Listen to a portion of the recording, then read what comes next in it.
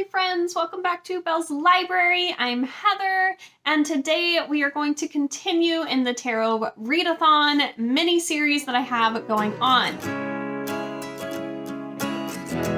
I basically am picking one of my tarot cards. They have a prompt from the readathon that go along with each of the cards, and we're going to find a book and we're going to do a reading vlog based around said book and some fun stuff along the way, like maybe a makeup look to match the book, as well as we'll talk about the card a little bit more and what it means in tarot.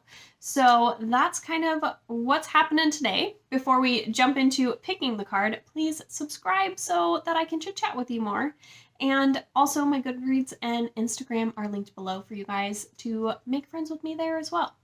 So let's go ahead and pick the next card for a prompt so we can get reading.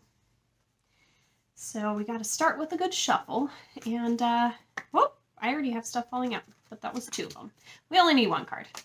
So sometimes if it falls out, I'm like, yes, that's the card for sure. And it's been kind of fun to learn a little bit about tarot. I've been reading some tarot books just to learn a little bit more about it, because I am new to it, but it's always kind of entertained me. This kind of stuff is interesting to me and I enjoy it. So, all right, here we go. I think this is the spot. So we've got, it says suit, which is elixirs, which I think in most decks it is cups, and the knight, and it's like a little fertility tonic. So I like that picture actually quite a bit. So we have the Knight of Cups. All right. We haven't had a cups one yet, so that's exciting. Okay, so looking at the prompts here, we have read a book with musical elements. Well, I'll be back. I have to think about this. Okay, so I am back for our Knight of Cups and our musical element thing going on. So I am going to very broadly stretch this like a lot, but we're going to make it work because I really want to try to keep to my TBR and not be adding on books because I have a lot for my July TBR. And bear with me, but we are going to read Kingdom of Copper, which is the second book in the David Bond trilogy by S.A. Chakraborty. And where I'm coming from with this musical element is, in City of Brass, the first book in this trilogy, Nari does this ceremony in which she sings and has music going and such. And that's going to be our musical element. And basically when she does this ceremony, she ends up accidentally calling Asian warrior, and her whole world gets upended pretty much as this Jinn gets her out of Cairo, and he takes her on a journey across the desert to the City of Brass where all of the Jinn live. And she basically is immersed into this whole world of these 6 different tribes, and just so much going on, and she learns a whole new thing about her heritage and the Jinn. So that is what we're going to read for this reading vlog. It's the second book in the series. I really enjoyed the first book. This is actually probably a pretty chunky book. Yeah, 625 pages, so it's going to take me a bit to get through this one, but we're going to do it, and it's gonna be a good one, I hope. I have high hopes for the book. It's a long one, and it's going to take me a little while to get through because my reading speed has not been very fast lately, I feel like. I don't know. I'm not the quickest reader ever, but we're going to have fun with this one. And I'm excited actually to do a really cool green and gold makeup look. That'll be really fun. So I'll be back with updates soon. Hi, lovely friends. I am back. It's been a few days. I'm trying to get my butt moving with Kingdom of Copper. Not to say that I'm not enjoying reading the book. It's just taking me a while to get through it. It is a rather large book, especially for me. I've been reading a lot of shorter books lately. So 625 page book, like in the regular paperback, in my actual like Libby app, it's like over 800 pages. It's just taken me a while. I got on and did some reading sprints last night for the tarot readathon, and I think that kind of helped kind of get me really moving through some of it. So I am, I think, at 38% of the way through the book. I also am feeling like, very similarly to City of Brass, it took me a while to get into the story, to actually get to the point where I was like, okay, I'm like actually invested in this. I want to read it. I'm moving through it quickly. Like, it takes a lot to remember all of the different like tribes, and there's a lot of different characters, and they're all really intricately interconnected, and there's so many different kind of plot lines and alliances and just so much going on. So I was just trying to like remember all of that and get my brain wrapped around it a little bit. And I remember being like that with City of Brass too. I was really like, it took a while, like a good 100 pages or so, maybe a little more, I don't know, to like really get into the story, this time to get back into the story and just like remember all of that and really feel like, okay, yeah, I'm getting this, and now I can actually start like moving through this book a little bit, and I'm a little more invested and intrigued. But I've definitely hit that point, and I am massively curious as to where this is gonna go. I don't know. I have no idea where this is gonna go and who I want. I don't know. Like, I feel like I should be wanting one of the characters more than the other, but it's hard. Like, I can see all of this different sides to this going on, and I'm just like, are we gonna find a middle ground, or are one of my characters gonna get hurt? Because I can't handle that. I don't want them to get hurt. I really don't, but I know it's gonna happen. Oh gosh, I don't know. Anyways, so yeah, I guess that means that I'm definitely getting invested. I am feeling for these characters quite a bit. The storyline's so intricate, and her imagery, like this city, like the way she just weaves the tale, you can just imagine in your brain so much of this. It's beautiful. So I'm definitely very much enjoying it. It's just taking me a while to trek through it, and I'm really wanting to get moving through it so I can hopefully maybe finish some more books for the tarot readathon.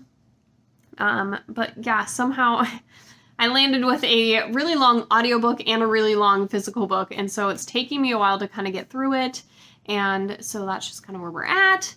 I didn't do my makeup look today. I just wasn't totally feeling it. So next time I update you guys, I'm hoping to have some pretty golden green kind of look going on for you guys, and I didn't look up the card either, so we'll be doing that soon.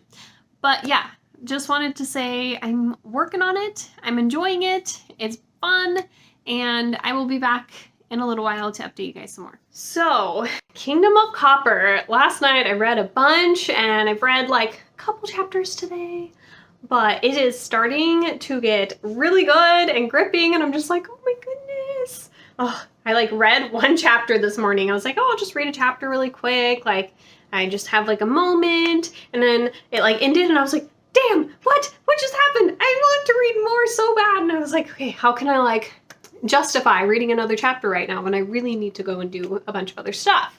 And I was like, ooh, I can make breakfast and sit down, and I have to sit and eat, even though I like made a protein shake, and usually I just walk around and drink that. But I was like, no, I really got to read one more chapter. So it is definitely getting very good and very interesting, and I'm sucked in, and I want to finish that book so bad right now. I think I'm about 60% in right now. So we're making some progress, but I still have a ways to go for sure. I wanted to update you guys a little bit more on our card here. So we have the Knight of Cups was our card for this book. And so I figured let's talk about what that means.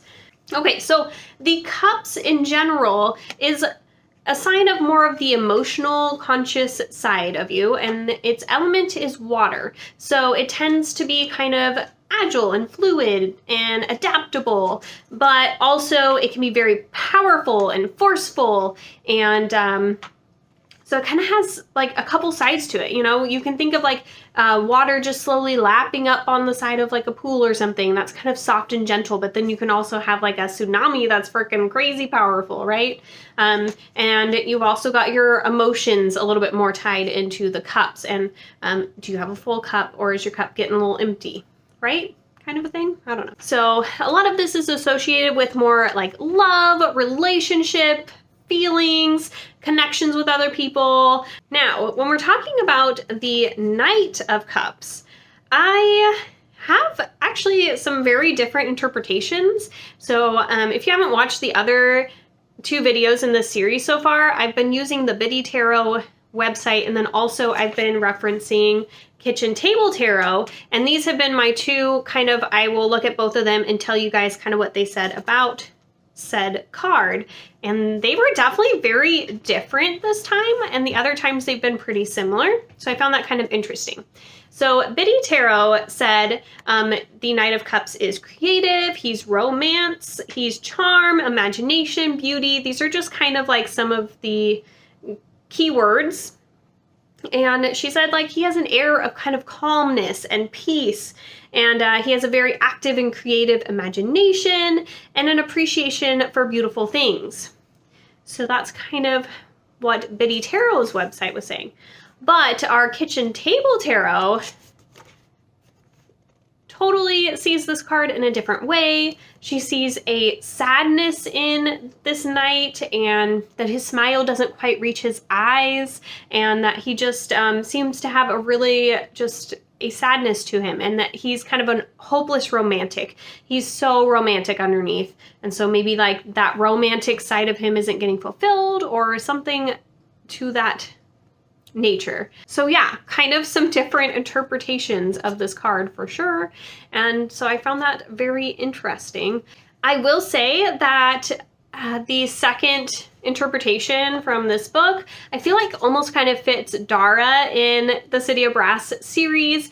He just has like a certain air that you can tell he's just got this sadness underneath. He's not fulfilled and happy. He's done some things that he's definitely regretting, and just hasn't had the things that he feels like he wants to have, but he feels like he can't have. I don't know. I could definitely see him being kind of similar to that kind of a character, but I think he wants romance. He just feels like he doesn't deserve it in a lot of ways, and he's done too many bad things to kind of offset that, and he just feels like his life has taken a totally different course. So, I don't know, kind of interesting where we can make a little parallel there, but just wanted to update you guys, and I finished it. Oh my goodness, I was trying so hard to finish it last night, and I got to like the last few chapters and I could not keep my eyes awake, and I was like, no. So I finished it this morning. I just couldn't concentrate on anything else. I had to know what happened. It was so good, and oh my gosh, it left me just dying to get into the 3rd book. It had one of those endings where you're just like, no, wait, what's happening? What's going on? I need to know what's going on right now. Oh my goodness. Yeah, and some of my feelings like definitely changed about certain characters that I wasn't really I wasn't expecting to. And yeah, I don't know, like I'm concerned for this next book and what is going to happen, and have no idea, like no idea what the heck just happened at the end there. Like, I mean, I know what happened, but why did it happen? Huh? I don't know. Can't really say much. This is obviously the end of the book and the 2nd book in a trilogy, and so, but yeah, that ending, it got me so good. And it just, like, the way that she just made sure to give you action, and she gave you character relationship intrigue and just all this stuff going on, but it was like, it was a nice long process, and you really got to feel their happiness and suffering and just all of it. And it just, oh, it was so good. It was so good, you guys. Okay. Anyways, I also did do my makeup look today. So I did some green and gold happening, and to kind of match the cover, and a little bit of kind of some browns. And let me see, maybe if I lift this up a little bit. The lighting is not super strong yet this morning, so I'm hoping that this looked okay for you guys. But this is my makeup look. to match the cover for you guys. So anyways, I guess this is the end of this one. I am hoping to do one more video in this series, but also they announced the Enneagram readathon recently. I saw it on Rise channel, and I will put an announcement down below for you guys if you guys are interested. But I'm thinking of kind of doing something similar for that one and doing each of the books individually, and then maybe like I'll do some kind of Enneagram activity type thing like that my Enneagram would like, or something like that, like a coffee drink they would like, or I don't know, something. I haven't totally looked in each of those, so that'll be fun. So if you haven't subscribed yet, please do so you can check out some more of this, and I will be talking to you guys soon enough.